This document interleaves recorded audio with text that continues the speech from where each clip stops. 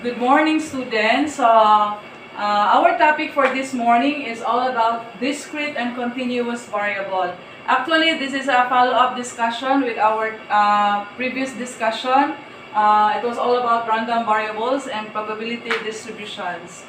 So this morning, before we are going to discuss or perform several activities regarding the topic, I am going to give first the learning objectives. So what are the objectives that you are going to achieve right after the discussion? Okay, so at the end of the lesson, you are expected to define what is the meaning of variable. So after performing the activities that we perform or you perform, so expected that you define, you will give me the definition of what is variable all about. Next, at the end also of the lesson, you are going to illustrate what is a random variable, whether it is discrete or continuous.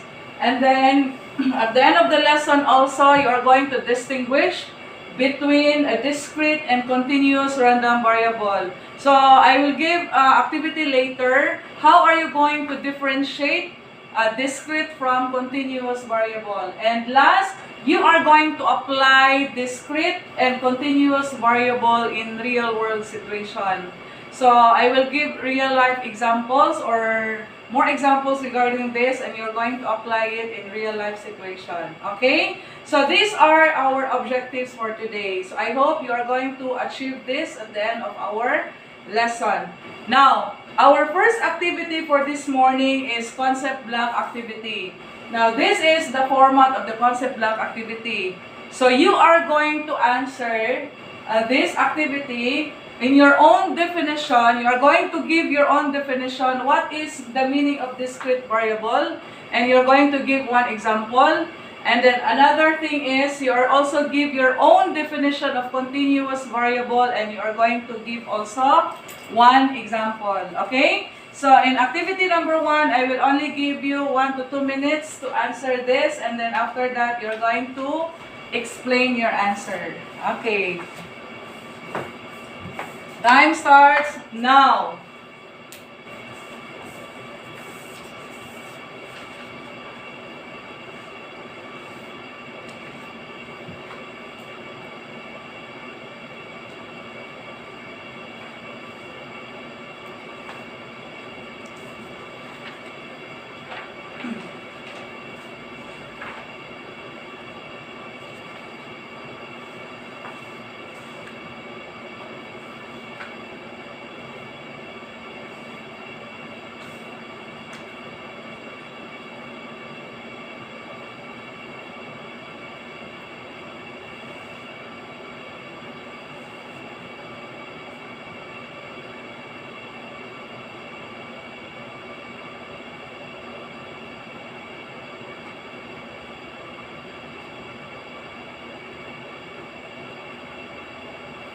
Okay, 1 minute more.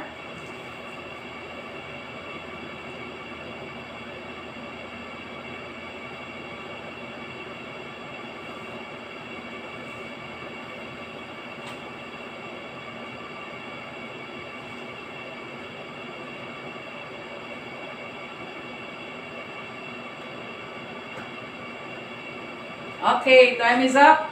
Now actually your answer, I will not say that your answer is wrong or correct. So I will just ask what is your answer regarding this activity.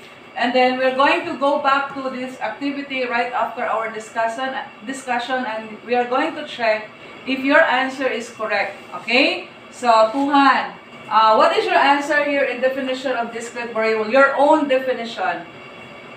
All this definition of discrete variables. Can you read your answer? Group.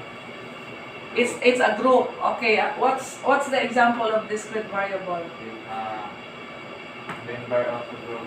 Okay. So or the group of students. Okay. How about your own definition of continuous variable? 3. 3. Okay. And then what's the example? And measurement of 3. Okay. So Your definition is it's all about measurement, and your example is 3. Okay, so that's your answer. How about you, Rhea? What's your own definition of discrete variable based on your answer in the activity? One. Just a simple or just one word. Now, may help. Okay, so count. Those are the objects or the things that are being counted. Very good. And then, what? Give me one example. Things that can be counted, ha? Sa kwan, basketball ba? Na? Okay, the number of, or for example, the students in a class, di ba? Or the teachers, the number of teachers in the school. Okay, how about definition of continuous variable? Measure mo height. Okay, so it's all about measuring, and your example is measuring your Height. height. Okay, your example here is your height. So in this activity, I will give you, or I will give feedback regarding your answers later. Okay, can I have your result or your activity? Okay, so we're going to go back here right after our discussion or lesson. Okay, now we are going to proceed to our next activity. Okay, so what's the title of our activity? My ideal basketball player. So are you dreaming also that you are going to be a famous basketball player? Tuhan? Okay, so this activity, we are going to perform what are the activities of being a good basketball player. Okay, so that's the title of our second activity. So these are the procedures. So I will give you the second handout of our activity number 2, and then after that you are going to perform the procedure. Since I have only 2 students, so you are going to perform by group. So I will consider you as a group na lang, ha? So the first activity, I'll give you the copy, and then you're going to, after performing the table, or after performing the procedures, you are going to write your answer on the given table. Okay, so first procedure, step 1, you are going to measure the height of each member in the group. So if you are going to measure the height, so meaning, what are you going to use? It's the tape measure, okay? So this is the first step. You're going to measure the height of Rhea, and then record the height of Rhea in the table, and then Rhea also will measure the height of Tuhan. Sige. Stand up. Ha?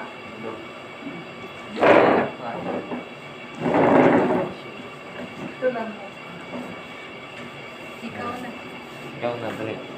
Okay, so in terms of centimeters,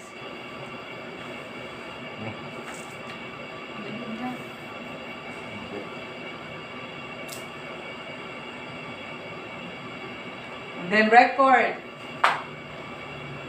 160. So Rhea also measure the height of Tuhan. 160. Nalokos mo ka po. 169. Okay, now record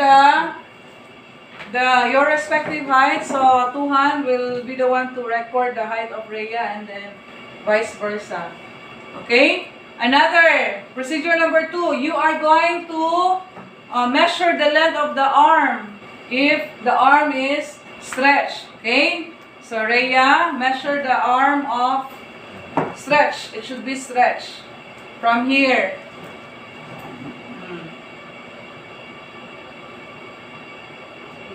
Okay. And then Rhea also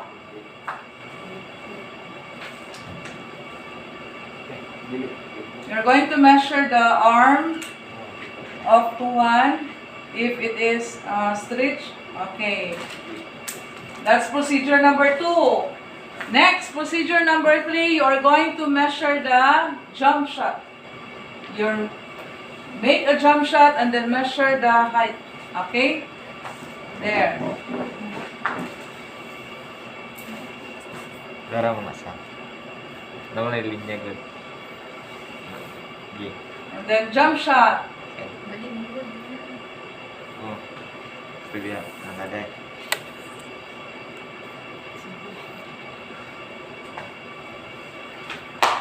Okay. Next. Go. Rhea. Okay. Okay. And then record the height of the jump shot. Okay. Next, procedure number 4. After measuring the height of the jump shot, you are going to measure also the number of shoots that you're going to perform, or count the number of shoot or maybe missed made by each member, considering the distance 5 meters away from the tin can or the box. And then I will give you 5 attempts to shoot this paper to the box. Okay? So I will place the box here and you're going to stay here. Okay,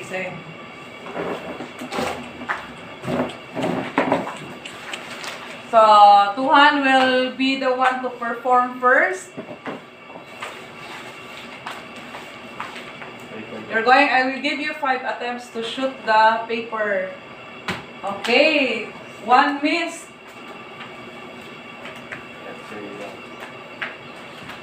Next.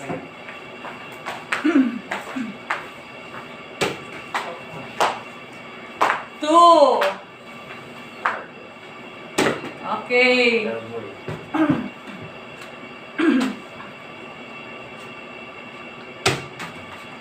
Four. Last try. Okay, 1 out of 5. So, you missed 4 shoots, and then you have one number of Okay. 1 shoot and then 4 missed. Next, Freya.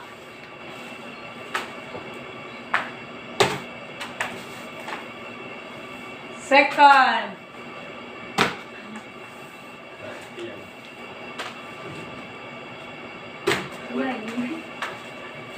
Okay, ten boy.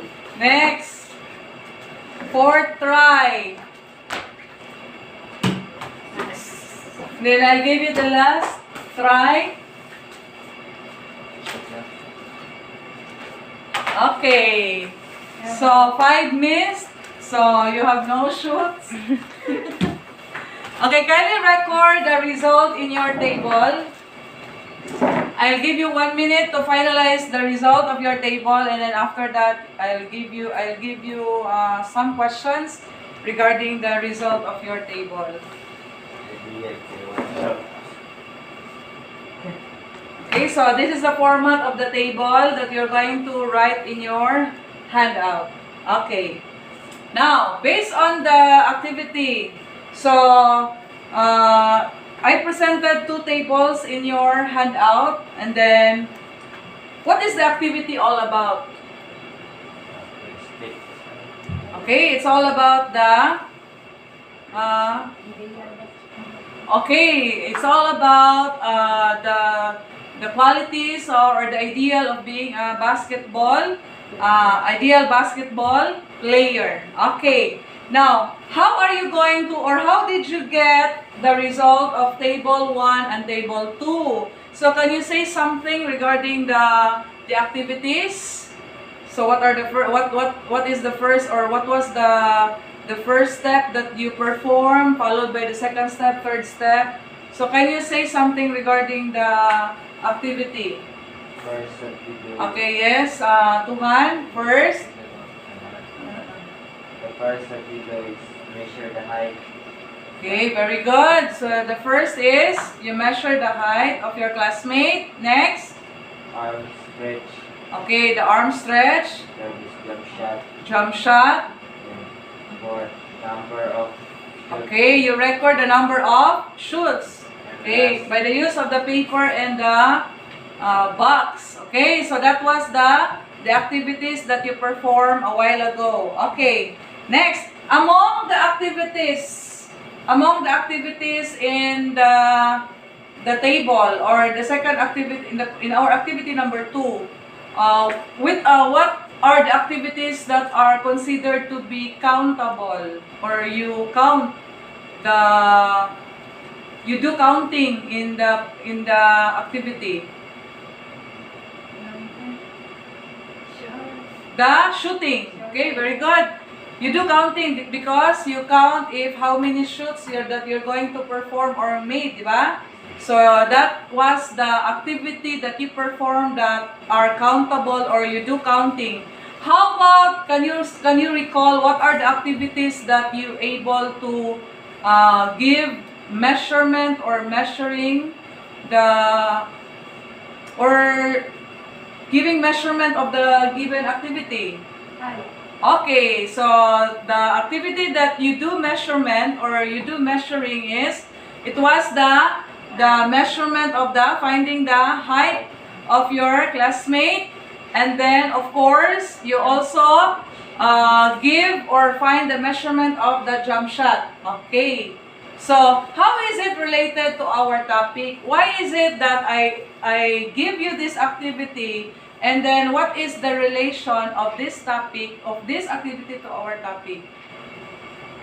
Because Is there any connection to random variable and probability distribution, since our topic is discrete and continuous variable? Yes, to what? How is it related? because it's all about measuring. Okay, it's all about measuring and counting, di ba? So, when we say measuring and counting, and that is all about discrete and continuous variable. So, based on your activity, when we say variable, in statistics, it is a quantity whose value changes.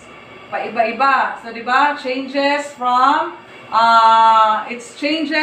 there is a variety of changes in that variable. And then, the variable can be continuous, and it can be, or the variable can be qualitative and quantitative in statistics. So a given variable can be quantitative or qualitative, and then the quantitative can be discrete and continuous. So that will be our topic this morning. Okay, discrete and continuous. You are going to differentiate what is discrete and continuous variable. Okay, so you have mentioned a while ago that the activity involves counting. And that's what you call discrete variable in statistics. So, a discrete variable is a variable who's obtained by counting. So, you have when you recall, or if you recall the activity that we had a while ago, that you do counting in shooting your paper to the box, right? So that activity, or that is an example of discrete variable. Okay, another example of discrete variable in statistics is we have the number of students present. So like this morning, I have only 2 students because we are in the state of it's pandemic, so I have only 2 students here to observe my class, or to have to lessen my discussion. Okay, and then the student sections. For example, how many sections are there in the senior high school? So can you give me the sections, the number of sections in the grade 11? So 5. Do we have 5? How about in grade 12? How many sections are there in grade 12? 4. Okay. So we have 4. Next is we have number of red balls in a jar, and the number of heads. If you are going to use coins, and then like that, flipping the coins, so you're going to count the number of heads or the number of tails. So that is an example, or these are the example of discrete variable. Okay. Now, if discrete variable is is a variable can be obtained by counting. Of course, the continuous variable also is a variable that can be obtained by measuring. So if you recall the activity that we performed a while ago, that you measured your height by the use of the tape measure and also your jump shot. Okay, so that activity is an example of continuous variable. Okay, another example, we have the height of the students in class. Of course, that's the height. The weight of students in class. Of course, you cannot count the number of pounds or the number of kilos of in a particular student. So you're going to measure the weight and then the amount of time required to finish school project or performance task. Okay? So these are the example. Okay, now this time, you will be the one to give example of discrete, variable, and continuous. Okay, can you give me example, Tuhan? One example only. Variables is number of shoots. Another, give me another example. Member of a group. What group? Intermatan group? Or inside the room? Give me an example of discrete variable that can be counted. Can you give me the things around the classroom or around this room that can be considered as discrete variable? Box. Okay, the number of boxes. So how many boxes are there in front? 1, 2, 3, 4, 5, 6. That's discrete variable. Because if you are asked to give the number of boxes in front, so you can give immediately how many boxes are there. So by counting, so 1, 2, 3, 4, 5, 6. There are 6 boxes in front of you. How about continuous variable? Aside from the height, aside from the weight of your bill of. Okay, very good. How about you, Rhea? Can you give me your own example of discrete variable inside this room? By the folder. Folder, very good. The number of folders inside the box. So if I'm going to give you how many folders are there inside the box, so meaning to say you are going to count the number of folders inside the box, and then you can give me the total number of folders by counting, and that is discrete variable. How about continuous variable? By measuring the TV. Okay, by measuring the length or the width of this television. Okay, so you cannot just say that this is the width is like this without measuring.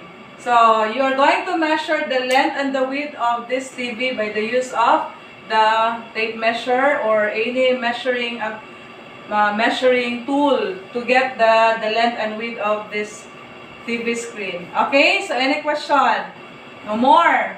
Okay, now we are going to proceed now to another example. So I have here presented.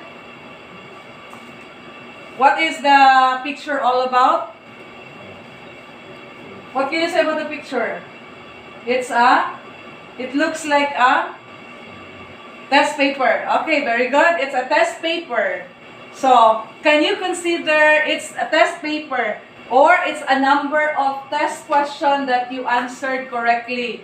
Okay, out of 10, how many number of correct items? 7. Okay, very good.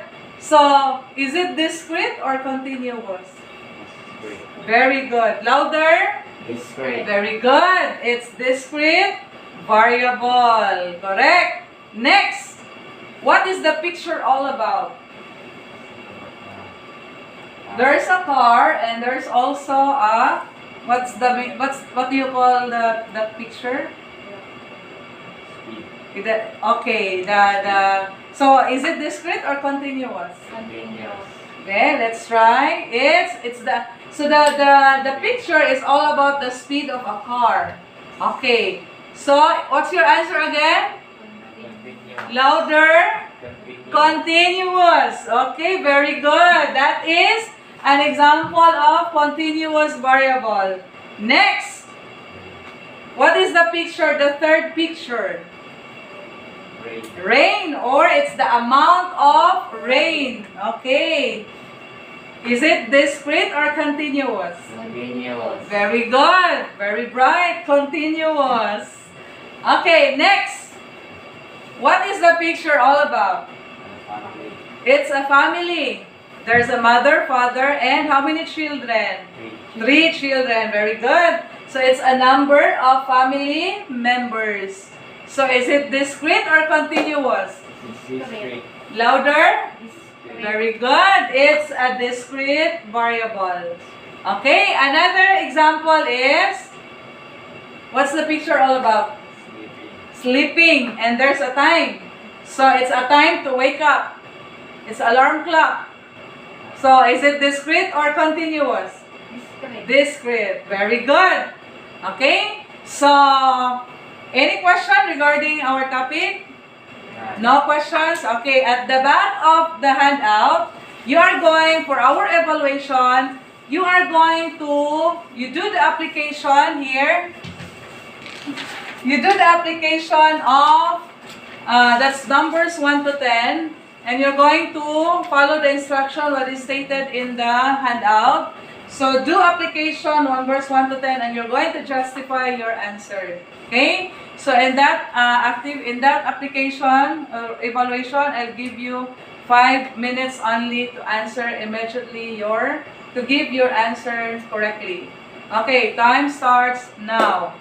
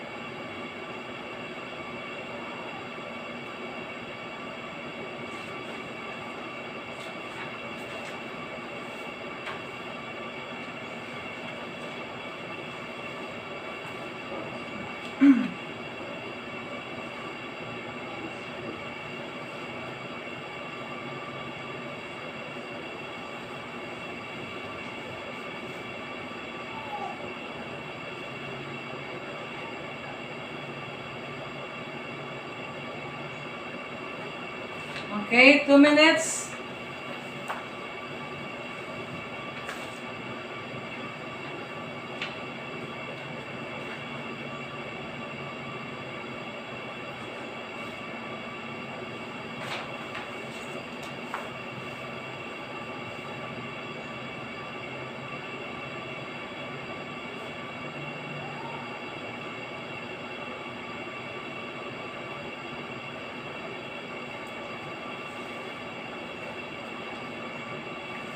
One minute more.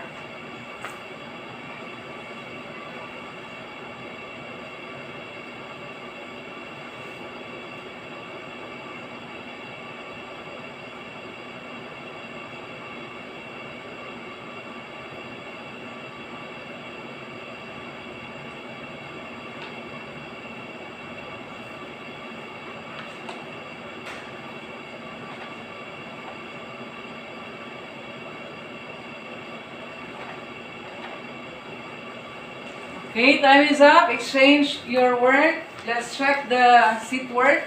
Our application to our topic this morning. Okay. So let's check. Number 1, number of siblings. Great. Discrete. Number 2, continuous. Number 3, learner's reference or LRN, that is discrete. The bags of sugar. Discrete. Discrete. Electrical consumption. Continuous. Weight of a newborn baby. So, diba, if a baby is born, diba, the nurse or the doctor, they're going to find the weight of a newborn baby. So that is continuous. Next, class size. Discrete. Body temperature. Okay, continuous. Height of a flagpole. Continuous. And then the population of grade 11 students. Okay, very good. Please count the number of correct. Out of 10. Did you get perfect? Who got perfect? Tuhan got perfect. Okay, very good. So any question regarding our topic? Do you have any questions? Okay. So kindly submit now the result of your the evaluation. Okay. So you have no questions. So we're going to summarize our lesson by performing the 3-2-1 post activity. You're going to answer 3 things that you found out after our lesson discussion. And then what are the 2 interesting things that you learned? And then you're going to, if you have still one question in your mind based on our discussion, you're going to write here what is that question that you're going to ask in regarding our lesson. Okay? So I'll give you 1 minute to answer that one. But before that, let's go back to our objectives. Can you still recall our objectives? Did you attain or did you or are we going to or what are how many by the way how many objectives that we have? We have 4. Okay. So can you still recall what was the first objective? What was the first objective?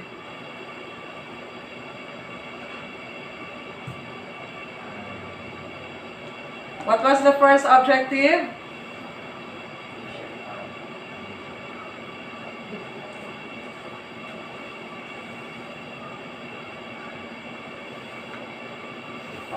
Did we define variable? Yes. Diba? So we able to define the meaning of variable. Okay, so based on our discussion, diba, the variable is a term or it's a term that is changes, diba? It refers to the changes or it has a constant change. Next,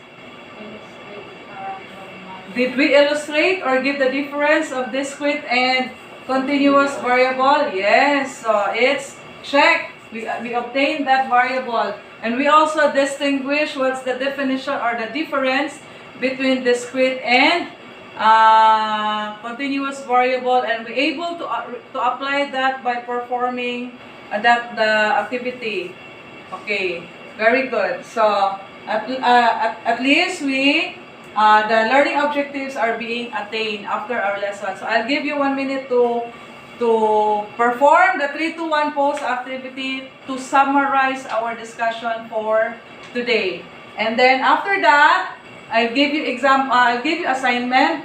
You're going to record your assignment in your assignment notebook, and expected that next meeting you're going to explain or justify your answer during the presentation. So you're going to give at least 10 real-life examples of discrete and continuous variable. And of course, you're going to justify your answer tomorrow. Okay? No more questions? So, finish? Okay, kindly pass now. Any questions? No more? Okay, thank you very much for listening my discussion. Goodbye, class.